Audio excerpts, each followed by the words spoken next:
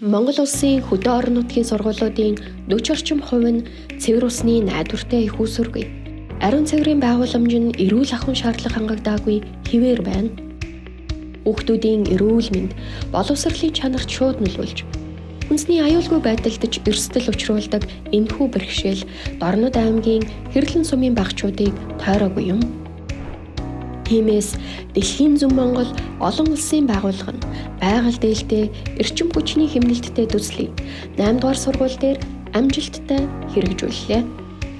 Төслийн үр дүнд нарны цахилгаан үсгүртэй гүний худаг нь сургуулийг болон ойр орчмын 200 гаруй өрхийг цэвэр усаар хангаж хүүхдийн эрүүл мэндийг хамгаалж байна.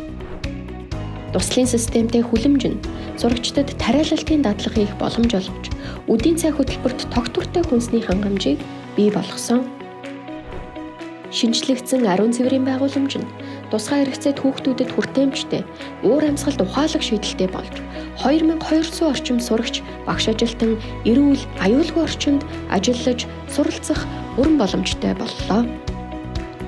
Эдгээр нь зөвхөн байгууламжийн өөрчлөлт биш, харин хүүхдүүдийн эрүүл өсөж торнох эрхийг хангаж, тэдний ирээдүйд оруулсан томоохон хөрөнгө оруулалт юм. Бид энэхүү төслийг хүүхэд бүрийн бүрэн дүүрэн амьдралын төлөө Монгол орон даяар хэрэгжүүлж ирсэн бөгөөд цаашид ч хамтдаа хэрэгжүүлсээр байх болно.